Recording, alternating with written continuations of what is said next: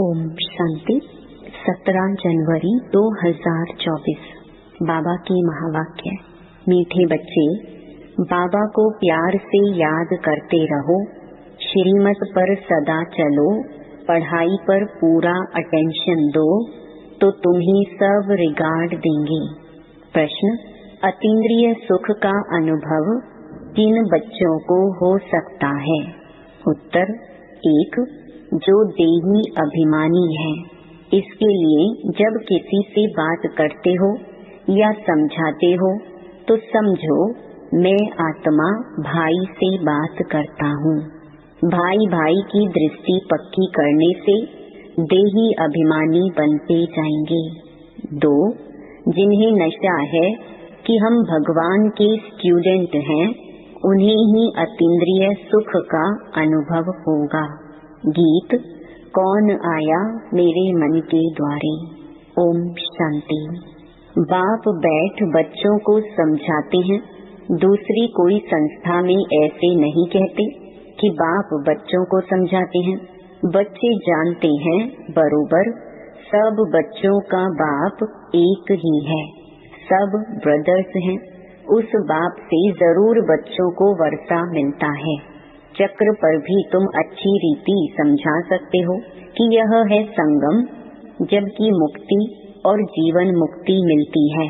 तुम बच्चे जीवन मुक्ति में जाएंगे तो बाकी सब मुक्ति में जाएंगे। सदगति दाता, लिबरेटर, गाइड उनको ही कहा जाता है। रावण राज्य में कितने ढेर मनुष्य हैं। राम राज्य में एक ही आदि सनातन देवी देवता धर्म था। उनको आर्य और अनार्य कहते हैं। आर्य सुधरे हुए, अनार्य ना सुधरे हुए को कहा जाता है। इसका अर्थ भी कोई नहीं जानते कि सुधरे हुए से अनसुधरे कैसे बने। आर्य कोई धर्म नहीं था। सुधरे हुए यह देवताएं थे, फिर 84 जन्म के बाद अनसुधरे बनते हैं। जो ऊंचे से ऊंच पूज्य थे वही पुजारी बन पड़ी। हम सो का अर्थ भी बाप ही समझाते हैं। सीढ़ी पर समझाना बहुत अच्छा है।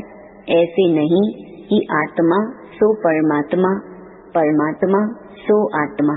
नहीं, यह तो विराट नाटक है। तुम जानते हो हम सो पूज्य थे, फिर पुजारी बने, अर्थात हम सो देवता, फिर सो क्षत्रिय बनते हैं। सीढ़ी तो जरूर उतरेंगे ना, यह भी हिसाब है। 84 जन्म कौन लेते हैं? बाप कहते हैं तुम अपने जन्मों को नहीं जानते हो, मैं तुमको बताता हूँ। यह चक्र है, उसमें हम ही सो देवता, क्षत्रिय आदि बनते हैं। 21 जन्म तो नामी ग्रामी है। मनुष्य तो इन बातों को जानते ही नहीं, तमो प्रधान है। अब तुम बच्चों को ही सारी नॉलेज मिलती है, परंतु समझते कोई मुश्किल है। तब कहते हैं कोटों में कोई ही ज्ञान को आकर लेंगे और देवता धर्म वाले बनेंगे। इसमें आश्चर्य नहीं खाना चाहिए। चक्र पर समझाना सहज है। यह सतयुग, यह कलयुग। क्योंकि सतयुग में होते ही बहुत थोड़े हैं। झाड़ छोटा होता है, फिर वृद्धि को पाता है। इस झाड़ का किसको पता नहीं है, और ब्रह्मा की बात भी मुश्किल समझते हैं। बोलो, ब्रह्मा मुख वंशावली ब्राह्मण तो जरूर चाहिए ना। यह एडॉप्टेड बच्चे हैं, वह ब्राह्मण है कुख वंशावली, यह ब्राह्मण है मुख वंशावली। यह है पराया रावण राज्य। बाप को आकर राम राज्य स्थापन करना होता है तो किसमें तो प्रवेश करेंगे ना। देखो, यह झाड़ के एकदम पिछाड़ी में खड़ा है। इनकी जर्जरी भूत अवस्था है। बाप कहते हैं मैं बहुत जन्मों के अंत के जन्म में प्रवेश करता हूँ। यह अंतिम 84वां जन्म है। तपस्या कर रहे हैं। हम इनको भगवान नहीं कहते हैं। दुनिया वालों ने तो भगवान को सर्वव्यापी कह ठिक्कर भिक्कर में कह दिया है, इसलिए खुद भी पूरे ठिक्कर बन पड़े हैं। देवताओं की तो बात ही न्यारी है। अब तुम पढ़कर यह पद पाते हो। कितनी ऊंची पढ़ाई है। इन देवताओं को भगवान भगवती भी कहते हैं, क्योंकि पवित्र हैं और स्वयं भगवान द्वारा ही इस धर्म की स्थापना हुई है। तो जरूर भगवान भगवती होने चाहिए, परंतु उनको कहा जाता है महारानी महाराजा। बाकी श्री लक्ष्मी नारायण को भगवती भगवान कहना भी अंधश्रद्धा है, क्योंकि भगवान तो एक ही है ना। तुम शिव और शंकर को भी अलग कर बताते हो। इस पर वो लोग कहते हैं यह देवताओं को भी उड़ा देते हैं।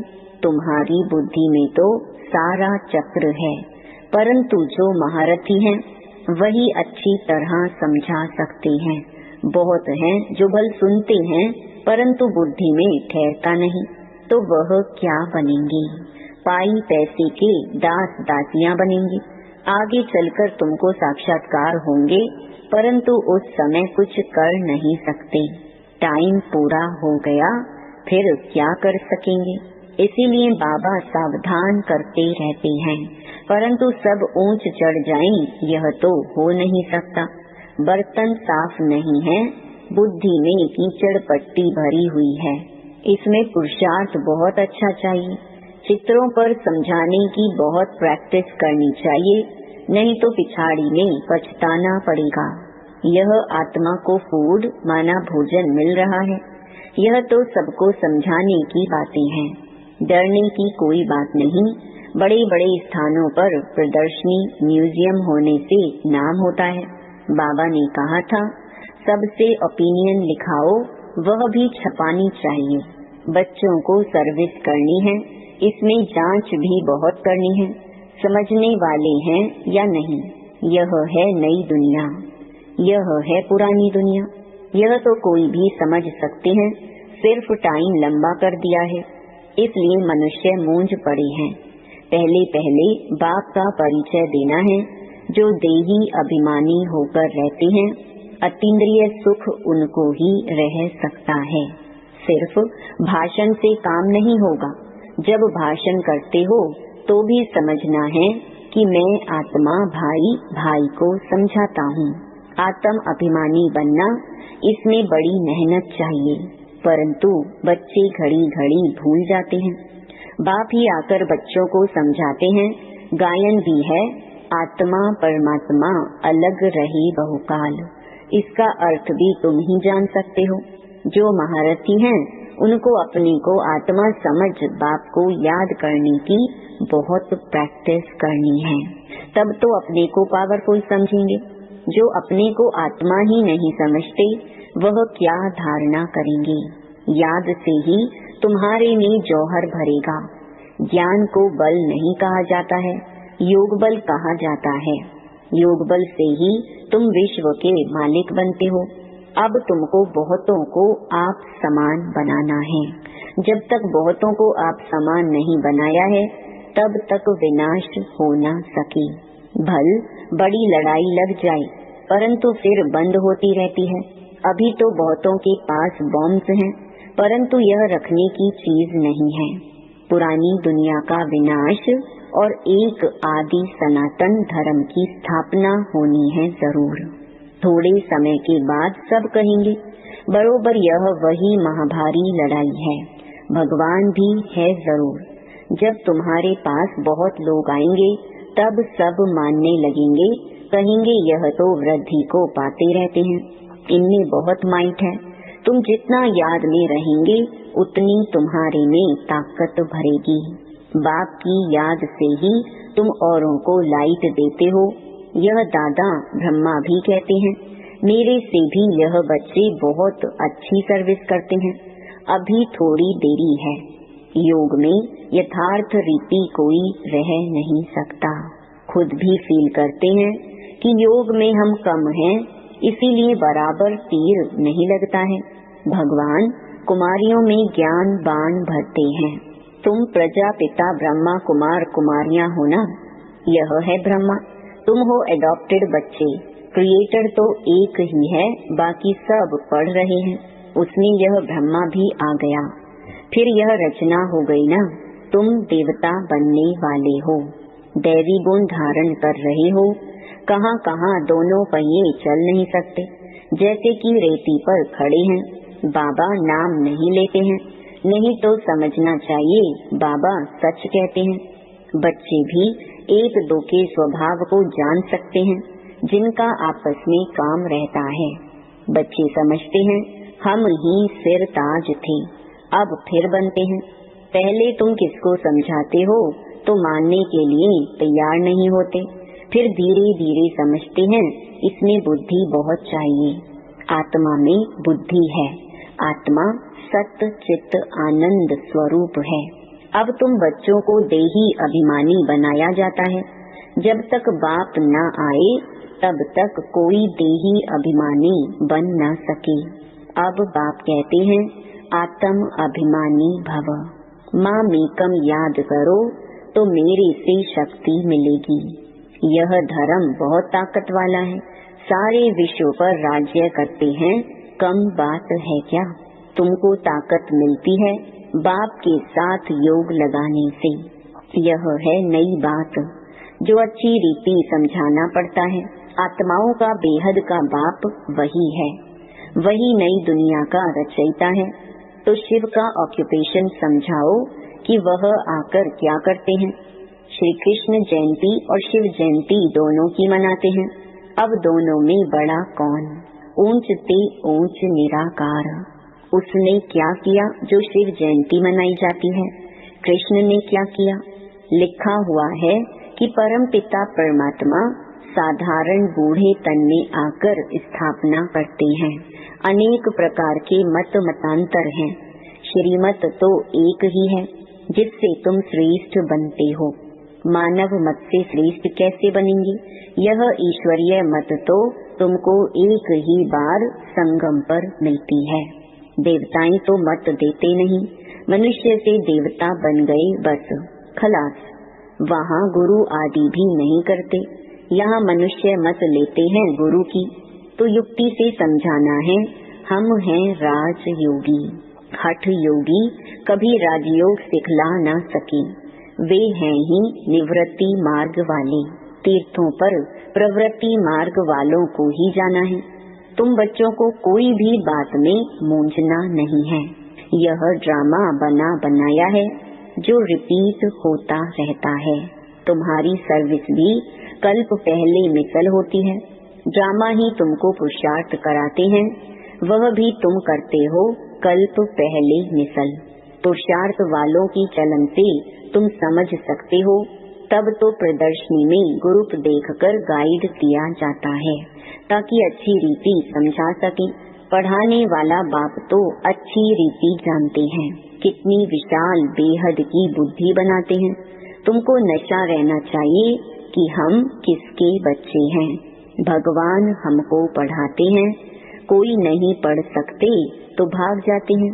भगवान भी समझते हैं यह हमारा बच्चा नहीं है। तुम देखते हो भगवान के बच्चे पढ़ते थे, फिर भाग गए, फिर कुछ समझ में आ जाता है तो फिर भी पढ़ने लग जाते हैं। फिर योग में अच्छी रीति रहे तो ऊंच पद पा सकते हैं। समझेंगे बरोबर हमने टाइम बहुत वेस्ट किया जो ऐसा स्कूल छोड़ दिया। अब तो जरूर बाप से वर्षा लेंगे। बाप को याद करते करते अथवा बाबा बाबा कह रोमांच खड़े हो जाने चाहिए। बाबा हमको ऊंच पद प्राप्त कराते हैं। हम कितने भाग्यशाली हैं। घड़ी घड़ी बाबा की याद रहे, डायरेक्शन पर चलता रहे तो बहुत उन्नति हो सकती है। फिर उनको सभी बहुत रिगार्ड देंगे। बाबा कहते पढ़े आगे अनपढ़े भरी ढोएंगे। देह अभिमान वाले को दैवी गुणों की धारणा हो न सके। तुम्हारा चेहरा फर्स्ट क्लास होना चाहिए। कहते हैं अतीन्द्रिय सुख उन्हों से पूछो जिन्हों को भगवान पढ़ाते हैं। कितना पढ़ाई पर अटेंशन देना चाहिए और श्रीमत पर चलना चाहिए। तुम्हारे योग की ताकत से विश्व भी पवित्र बन जाता है। तुम योग से विश्व को पवित्र बनाते हो। कमाल है। गोवर्धन पहाड़ को अंगुली पर उठाना है। इस छीछी दुनिया को जिन्होंने पवित्र बनाया, यह उनकी निशानी है। अच्छा, मीठे मीठे सिकिलधे बच्चों प्रति माता पिता बाप दादा का याद प्यार और गुड मॉर्निंग। रूहानी बाप की रूहानी बच्चों को नमस्ते। धारणा के लिए मुख्य सार। पहला, सत्य ज्ञान को बुद्धि में धारण करने के लिए बुद्धि रूपी बर्तन को साफ स्वच्छ बनाना है। व्यर्थ बातों को बुद्धि से निकाल देना है। दूसरा, दैवी गुणों की धारणा और पढ़ाई पर पूरा अटेंशन दे अतीन्द्रिय सुख का अनुभव करना है। सदा इसी नशे में रहना है कि हम भगवान के बच्चे हैं, वही हमको पढ़ाते हैं। वरदान, निश्चय के फाउंडेशन द्वारा संपूर्णता तक पहुँचने वाले निश्चय बुद्धि निश्चिंत भव। निश्चय इस ब्राह्मण जीवन की संपन्नता का फाउंडेशन है और यह फाउंडेशन मजबूत है तो सहज और तीव्र गति से संपूर्णता तक पहुँचना निश्चित है। जो यथार्थ निश्चय बुद्धि है वह सदा निश्चिंत रहते हैं। यथार्थ निश्चय है अपने आत्म स्वरूप को जानना, मानना और उसी प्रमाण चलना और बाप जो है, जैसा है, जिस रूप में पार्ट बजा रहे हैं उसे यथार्थ जानना। ऐसे निश्चय बुद्धि विजयी होते हैं। स्लोगन, अपने समय को, सुखों को, प्राप्ति की इच्छा को सर्व के प्रति दान करने वाले ही महादानी हैं। अव्यक्ति साइलेंस द्वारा डबल लाइट फरिश्ता स्थिति का अनुभव। जैसे शुरू में अभ्यास करते थे, चल रहे हैं, लेकिन स्थिति ऐसे जो दूसरे समझते कि यह कोई लाइट जा रही है, उनको शरीर दिखाई नहीं देता था। इसी अभ्यास से हर प्रकार के पेपर में पास हुए। तो अभी जबकि समय बहुत खराब आ रहा है तो डबल लाइट रहने का अभ्यास बढ़ाओ। दूसरों को सदैव आपका लाइट रूप दिखाई दे, यही सेफ्टी है। अंदर आवे और लाइट का किला देखें। ओम शांति।